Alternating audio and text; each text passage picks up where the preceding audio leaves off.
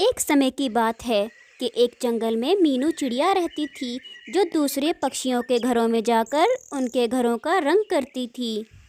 ज़्यादातर पक्षी मीनू चिड़िया से ही रंग करवाते थे, क्योंकि मीनू चिड़िया के जैसे अच्छा रंग कोई और पक्षी नहीं करता था।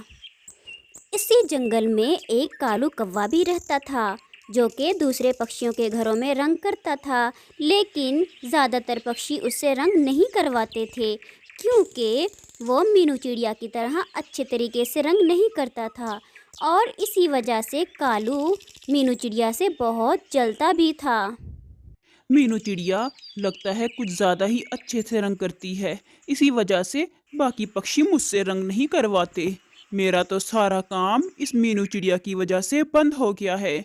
लगता है मुझे तो ये रंग करने वाला काम छोड़ना पड़ेगा, वरना मेरा तो गुजारा बहुत मुश्किल हो जाएगा।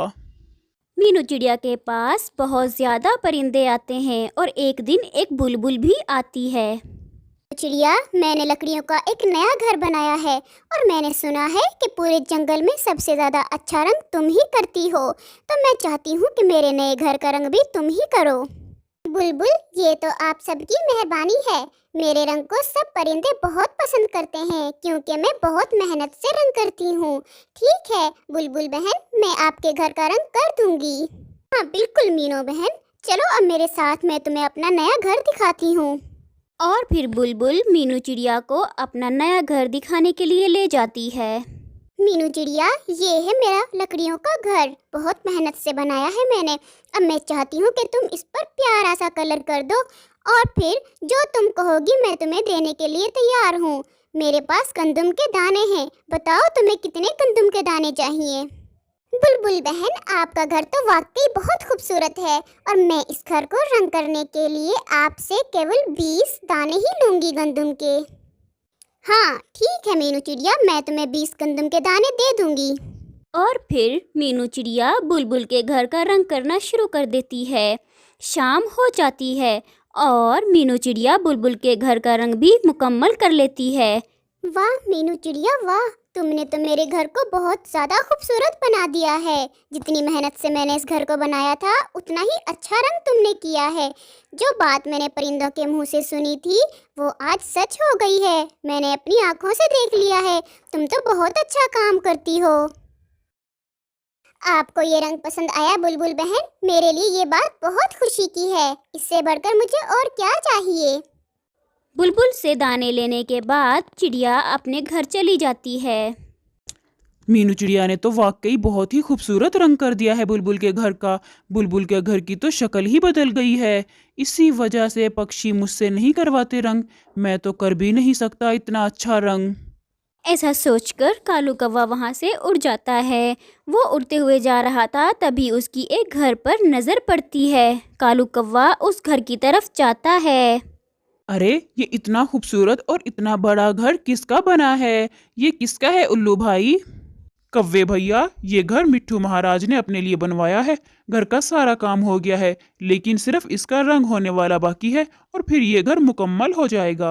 अरे उल्लू भैया, मैं भी रंग करने वाला ही हूँ। अगर आप कहो तो मैं इस घर का रंग कर सकता हूँ। अरे, ये तो बहुत अच्छी बात है। चलो, मैं तुम्हें मिट्टू महाराज के पास लेकर चलता हूँ। अगर मिट्टू महाराज ने कहा तो फिर मैं तुमसे ही रंग करवा दूंगा इस नए घर का। हाँ हाँ उल्लू भैया, मैं आपके साथ अभी चलता हूँ, ताकि हम महाराज से इजाज़त लेकर इस घर का रंग करना शुरू कर दें। मुझे पता है वो मुझसे ही रंग करवाएंगे। और फिर वो कालू कौवा और उल्लू मिट्ठू महाराज के पास जाते हैं। मिट्टू महाराज, ये कौवा रंग करने वाला है और ये आपके घर का बहुत अच्छा रंग करेगा। अगर आप कहो तो मैं इससे आपके नए घर का रंग करवा दूं। कालू कव्वे, बताओ तुम मेरे घर को अच्छे से रंग कर सकते हो या नहीं? तुम्हें पता है ना, अगर मेरे घर का अच्छा रंग नहीं हुआ तो फिर मैं तुम्हारे साथ क्या करूँगा। अरे महाराज, आप परेशान ना हो, मैं इतना अच्छा रंग करूंगा कि आप तो देखते ही रह जाओगे। घर को 4 चांद लग जाएंगे, आपके नए घर को 4 चांद। हाँ ठीक है, तो फिर मैंने डिसाइड कर लिया है, मेरे घर का रंग कालू कव्वा ही करेगा। मिट्ठू महाराज अभी उससे इतना कहता ही है कि वहाँ पर मीनू चिड़िया भी आ जाती है। मिट्ठू महाराज, आपने मुझे बुलवाया था ना? मिट्ठू महाराज, मुझसे क्या काम था? अरे कालू कव्वे, मैं तो भूल ही गया। मैंने तो अपने नए घर का रंग इस मीनू चिड़िया से करवाना था। लेकिन मिट्ठू महाराज, अभी तो आपने कहा था कि आप अपने घर का रंग मुझसे करवाओगे। तुम्हारी बात ठीक है कालू कव्वे, लेकिन मैं भूल गया था कि मैंने मीनू चिड़िया को बुलवाया था अपने नए घर का रंग करवाने के लिए। मीनू चिड़िया की मैंने बहुत से परिंदों के मुंह से तारीफ़ें सुनी हैं, तो मैं चाहता हूँ कि मेरे नए घर को भी मीनू चिड़िया ही रंग करेगी। तुम सुनो मीनू, तुमने मेरे घर का रंग करना है और वो भी बहुत अच्छे तरीके से। मुझे अपने घर में कोई भी गड़बड़ नहीं चाहिए। जी महाराज, मैं इस बात का ख्याल रखूंगी। मैं आपके घर को बहुत अच्छे तरीके से रंग करूंगी। और हाँ मीनू चिड़िया, मेरी एक बात याद रखना, अगर मेरे घर में रंग खराब हुआ तो मैं तुम्हें कड़ी से कड़ी सजा दूंगा। महाराज, मैं यकीन से कह सकती हूँ, मैं जिस तरह रंग करूंगी आपको वो बहुत पसंद आएगा और मैं रंग करने में कोई भी गलती नहीं करूंगी। ठीक है मीनू चिड़िया, अब तुम जाओ। शाम होने से पहले पहले मैं अपने घर का रंग देखने के लिए आऊँगा। मेरा घर शाम तक मुकम्मल हो जाना चाहिए। और फिर मीनू चिड़िया वहाँ से मिट्ठू महाराज के घर को रंग करने के लिए चली जाती है। अरे तुम कालू कव्वे, अभी तक यहीं हो? तुम यहाँ क्या बातें सुन रहे हो? जाओ अपने लिए कोई और काम ढूंढो। हाँ हाँ बिल्कुल महाराज, मैं भी यही सोच रहा था कि मुझे ये रंग वाला काम छोड़कर कोई और काम ढूंढना होगा। मुझे शाम होने से पहले पहले मिट्ठू महाराज के इस घर को रंग करना होगा, ताकि उनके आने से पहले पहले मैं अपना काम खत्म कर सकूं। मुझे जल्दी जल्दी काम करना होगा। मेरा अच्छा खासा काम बन चुका था। अगर ये मीनू ना आती तो मुझे वो काम मिल जाना था। इस मीनू को तो सबक सिखाना ही पड़ेगा।